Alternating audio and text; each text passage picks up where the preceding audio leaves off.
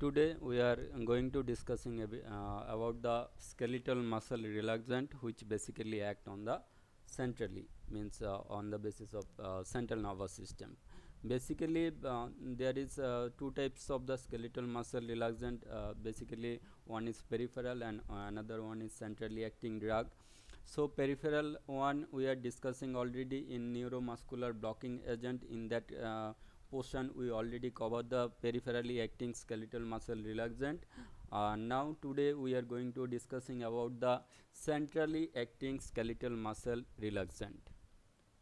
So uh, first we discuss about the what are the centrally acting muscle relaxant, what is their properties and all other things. So first, these are the basically drug which reduce the skeletal muscle tone by selective action in the cerebrospinal axis without altering the consciousness. Means you will not face any type of the unconsciousness or any other things, but you will reduce the skeletal muscle contraction by acting on the cerebrospinal axis, or different other mechanism are also there. They basically selectively depress the spinal and supraspinal polysynaptic reflex, which involve in the regulation of the muscle tone without significantly affecting the monosynaptically mediated the stress reflex. So basically they depress the spinal and supraspinal polysynaptic reflexes which are involved in regulation of the muscle tone, means if muscle contraction. Polysynaptic pathway in the ascending reticular formation which are involved in the maintenance of the wakefulness uh, are also depressed through through to a lesser extent. Means little bit there is a wakefulness, or there little bit sedative type activity you will observe in this case. At centrally acting muscle relaxant do have some sedative property. They have no effect on the neuromuscular transmission and on the muscle fiber, but reduce the decerebrated rigidity, upper motor neuron spasticity and hyperreflexia. This is the prominent difference between the peripheral and centrally acting muscle relaxant. Now we come to the drug. Which type of the drug are used as a centrally acting muscle relaxant? So these are the drug we are classified into four classes. First one is mefensic congener, then there is benzodiazepine, then there is GABA mimetic, then there is central alpha 2 agonist. And mefensic congener, the drug are mefensin, carisoprodol, chlorzoxazone, chlormazazone, methocarbamol, and benzodiazepine. There is a diazepam and other drug like clonazepam, lorazepam. These are the drug. And GABA mimetic, we are the drug is baclofen, thiocolchicoside, and centrally acting alpha 2 agonist, that is the tizanidine. So these are the centrally acting drug which reduce the skeletal muscle by depressing the cerebrospinal axis, or by different mechanism into by depressing the central nervous system. They will reduce the relaxation of the skeletal muscle. So these are the four type of the four class of the drug with different example. Now we will go through one by one drug, what is their mechanism of action, how they relax the skeletal muscle. We will discuss one by one. So first we come to the mefensin. Mefensin is a synthetic cresol glyceryl ether which produce transient muscle relaxation and paralysis via central nervous system depression. Its first enter use in the 1950s. And the mechanism of action: mefensin reduce the neuronal excitability leading to decrease action potential to the muscle fiber, which ultimately produce the reduction of the spasticity. So basically mefensin what do, it there is a neuronal excitation inhibition is there. When action potential is reached, there is a release of the different types of the neurotransmitter. There is different ions like calcium, sodium, chlorine, and potassium. They are also involved in the contraction and relaxation of the particular muscle. So mefensin basically reduce the neuronal excitability, means neuronal contraction, leading to decreased action potential to the muscle fiber, means action potential are not capable to produce or are not capable to reach to the muscle fiber, which ultimately produce the reduction in the spasticity. The exact mechanism of action mefensin is not known. It has been observed to block both inward sodium and inward calcium current in the neuron. It has a physiological effect which oppose the styrosine.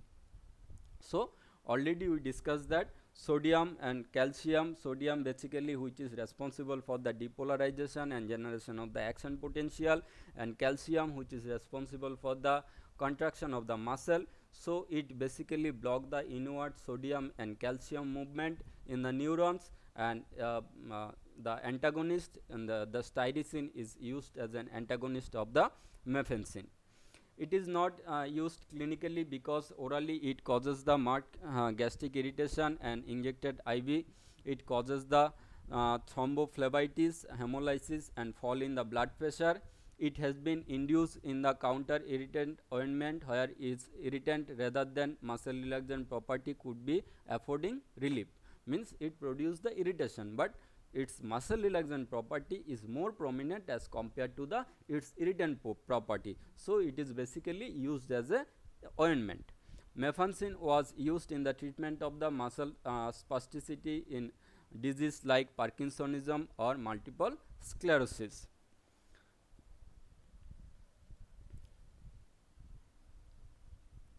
Then carisoprodol.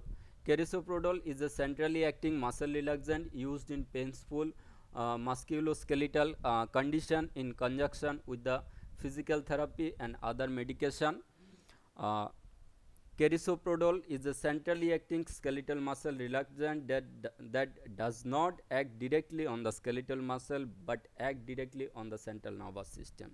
So carisoprodol is not directly act on the skeletal muscle, but it directly act on the CNS or central nervous system. This drug relieve the painful effect of the muscle spasm. A metabolite of the carisoprodol, meprobamate, possesses both anxiolytic and sedative property. Clinical studies have shown that this drug causes the impairment of the psychomotor performance and neuropsychological test. So basically it by depressing the central nervous system, it's with its anxiolytic and sedative property, it will act. The mechanism of action, if we are going to discuss, the mechanism of action of carisoprodol is relieving discomfort associated with acute painful musculoskeletal condition has not been confirmed. In studying using animal model and muscle models, the muscle relaxant that is induced by carisoprodol is associated with change in the interneuronal activity of the spinal cord and of the descending reticular formation located in the brain.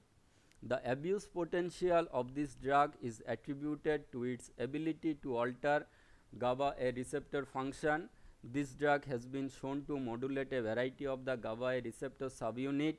GABA A receptor modulation can lead to the angiolysis due to the inhibitory effect of the neurotransmission.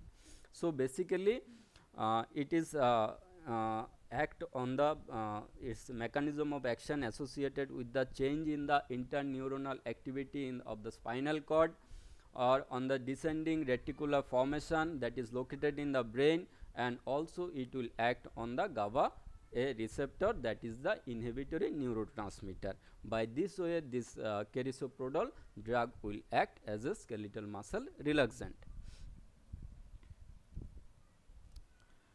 Cloxazone, it's a centrally acting central muscle relaxant with sedative property. It is claimed to inhibit the muscle spasm by exerting an effect primarily to the level of the spinal cord and subcortical area of the brain. Chlorzoxazone is a centrally acting agent for the painful musculoskeletal condition. Data available from animal experiment as well as human study which indicate that chlorzoxazone act primarily at the level of the spinal cord and subcortical area of the brain. So, the working location is the spinal cord and subcortical area of the brain, where it inhibits the multisynaptic reflex.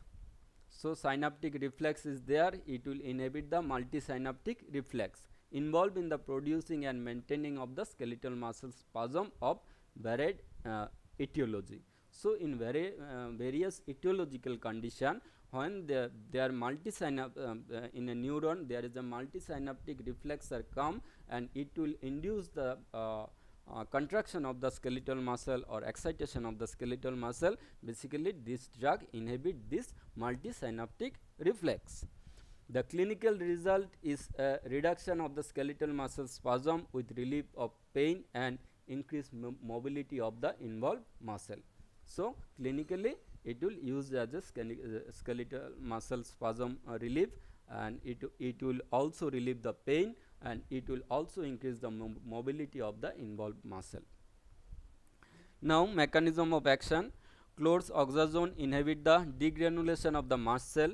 Subsequently, it prevent the release of the histamine and slow reacting substance of anaphylaxis, mediators of the type 1 allergic reaction.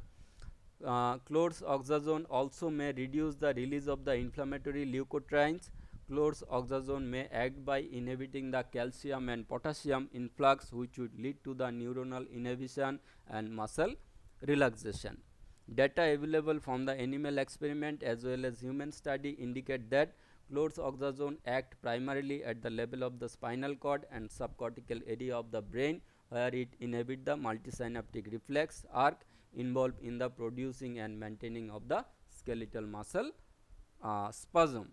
So, the mechanism of action is a little bit complex in this case. The drug chlorzoxazone it's inhibit the degranulation of the mast cell. Subsequently, it will prevent also release of the histamine, and as well as it will also release the substance which is responsible for the anaphylaxia, and it's also interfere with the calcium and potassium interchange, because we know that calcium is responsible for the muscle contraction, and ultimately it will also inhibit the multisynaptic reflex which involved in the excitement or contraction of the skeletal muscle. So, by combination of this action, this drug will act as a muscle relaxant. Chlormazanone, it's a non-benzodiazepine that is used in the management of the anxiety. It has been suggested for the use of the treatment of the muscle spasm. So, chlormazazone, this is a non-benzodiazepine drug which is used, we are using in treatment or management of the anxiety. It also suggests we are also using this drug for the treatment of the muscle spasm. Chlormazazone is a non-benzodiazepine muscle relaxant. It was discontinued worldwide in 1996 by its manufacturer due to its confirmed serious and rare cutaneous reaction, toxic epidermal necrolysis.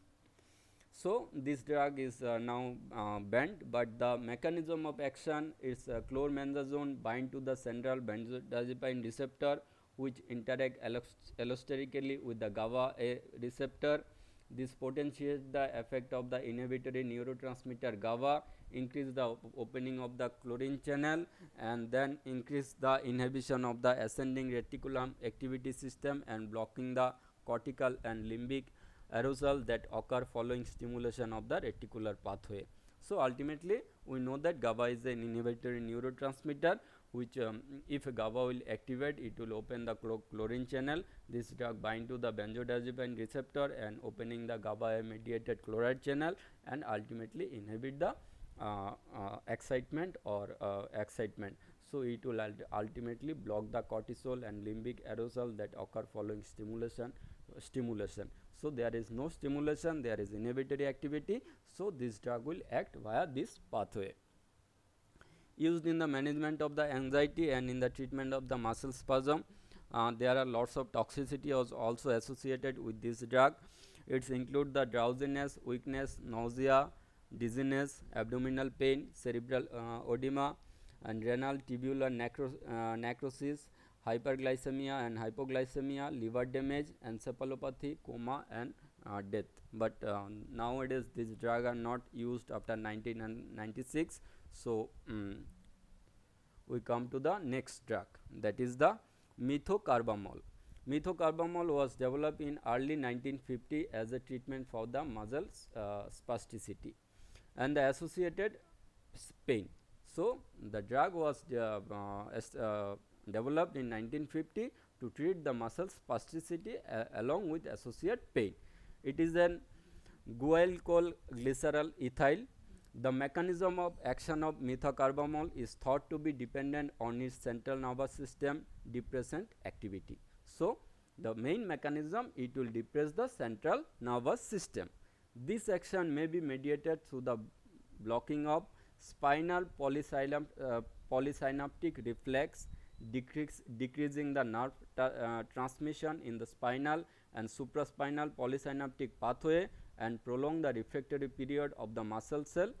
So methocarbamol has been found to have no effect on contraction of the muscle fiber, motor end plate, and nerve fiber. So basically what we understood by this mechanism, basically it will block the spinal polysynaptic reflex, because from one neuron to another neuron reflex are not reach, then there is not activating of the another neuron, and decreasing the nerve transmission. Transmission means it will inhibit the transmission. If nervous transmission was not occur properly in the spinal and supraspinal polysynaptic pathway, then it will not able to produce the excitation or contraction of the skeletal muscle. By this mechanism this drug will act. Patient may experience nausea, drowsiness, blurred vision, hypotension, seizure, and coma. Now we come to the second class of the drug. These are the benzodiazepines.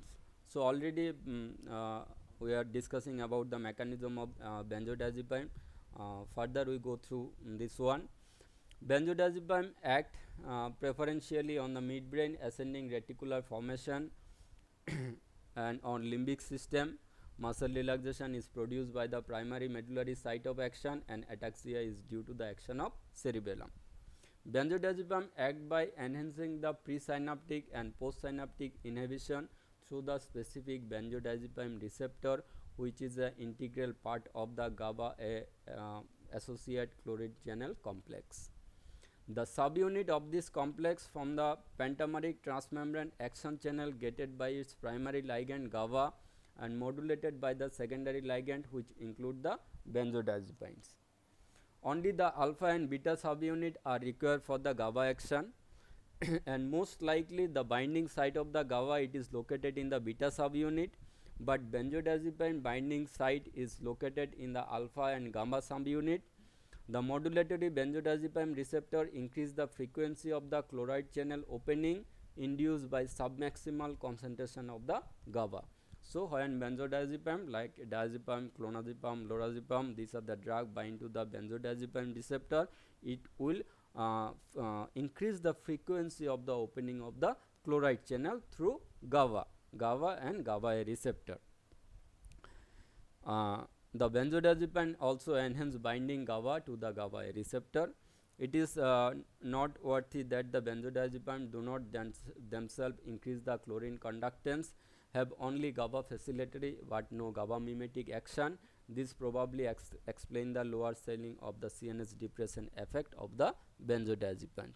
Here in this picture you can see that at the right hand side in the beta subunit there is a GABA A receptor, and presynaptic cleft there is a neurotransmitter, inhibitory neurotransmitter GABA is releasing, and there is a benzodiazepine binding site which is located right hand side at the alpha and GABA subunit. The drug is diazepam. When it bind, it will facilitate the opening of the GABA A receptor mediated chlorine channel and produce the inhibition, so that there will be a depression in the central nervous system, so there is a relaxation of the skeletal muscle. Then baclofen, you can see that this is presynaptic cleft where is GABA B receptor is associated, then there is a postsynaptic cleft where GABA B receptor is associated. Then baclofen at the right hand side upper portion, baclofen, it will bind to the GABA B receptor at the presynaptic cleft, as well as it will bind to the GABA B receptor at the postsynaptic cleft. GABA B receptor which is G protein coupled receptor, but GABA A receptor which is the ion channel receptor. So the baclofen, the drug which bind presynaptically to the GABA B receptor as well as postsynaptically at the GABA B receptor. Now it's a structural analog of GABA, means structurally if you compare the baclofen, it is similar to GABA that bind to the GABA B receptor, which are coupled to the presynaptic as well as postsynaptic calcium and potassium channel.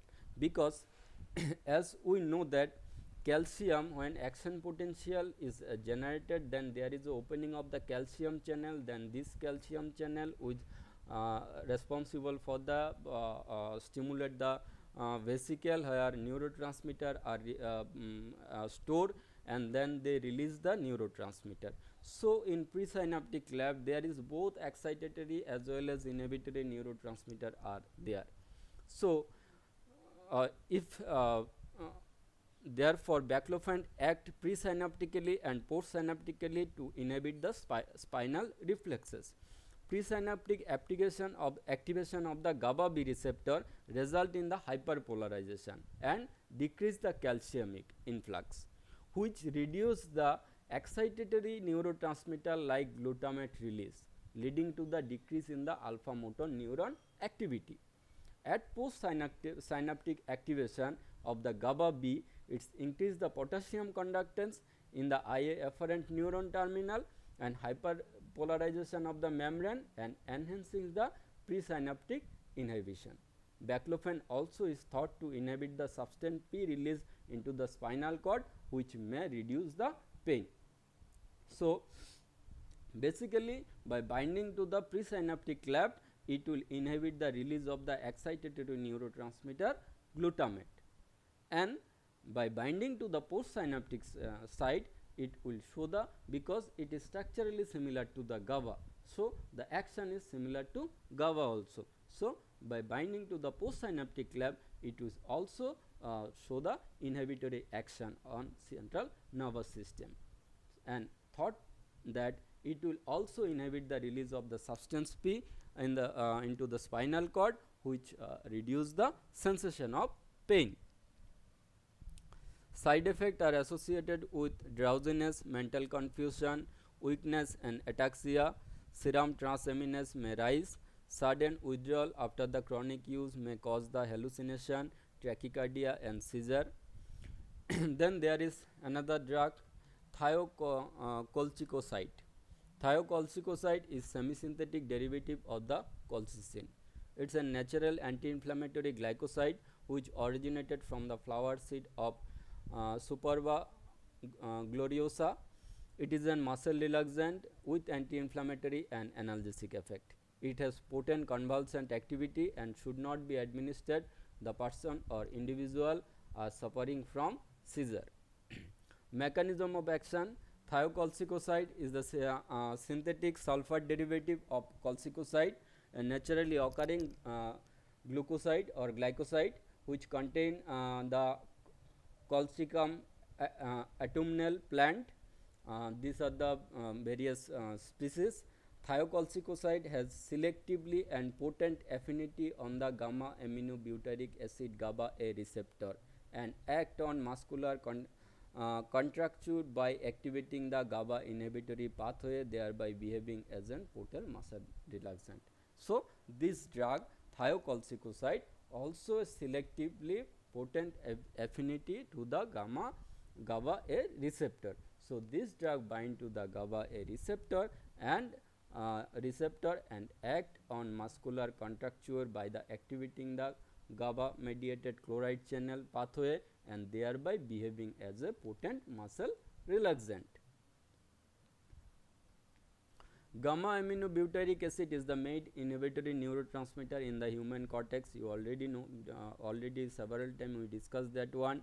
It also has an affinity for the inhibitory glycine receptor, therefore act as a muscle relaxant. So, not only GABA, it also act of the inhibitory neurotransmitter glycine, and glycine which also associated with the NMDA receptor, which is activated by the glutamate, which is the excitatory neurotransmitter.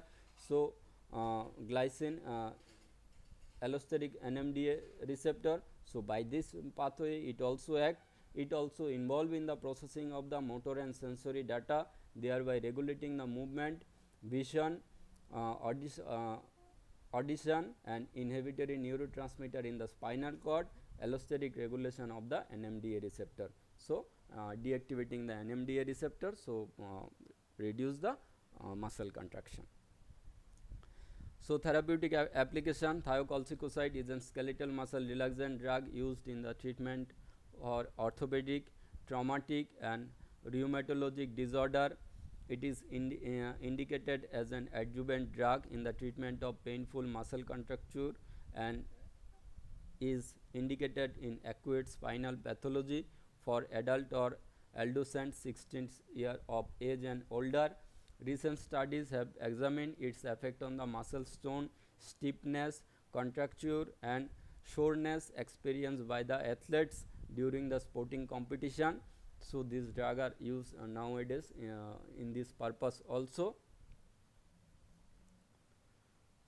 Now, we come to the another one drug, that is another class of the drug, that is tizanidine. Tizanidine is a fast acting drug used for the management of the muscle spasm, which may result from the effect of multiple sclerosis, stroke and acquired brain injury or spinal cord injury. It may also be caused by the musculoskeletal injury. So, it is basically alpha 2 agonist. Tizanidine reduces the spasticity by causing the presynaptic inhibition of the motor neuron via agonist action of the alpha 2 adrenergic receptor site. This drug is centrally acting and lead to the reduction in the release of excitatory amino acid like glutamate and aspartate, which cause neuronal firing and lead to the muscle spasm. So, by binding we can when we are discussing the neurotransmission, in that class we have discussed how alpha 2 receptor is located in the presynaptic cleft, where this neurotransmitter bind to the alpha 2 receptor and also regulate the release of the neurotransmitter or inhibit the release of the neurotransmitter in the synaptic cleft. So, this drug bind to the alpha 2 receptor and it inhibit the release of the excitatory neurotransmitter like glutamate and aspartate, which cause the which is responsible for the decrease the neuronal firing and leads to the muscle spasm.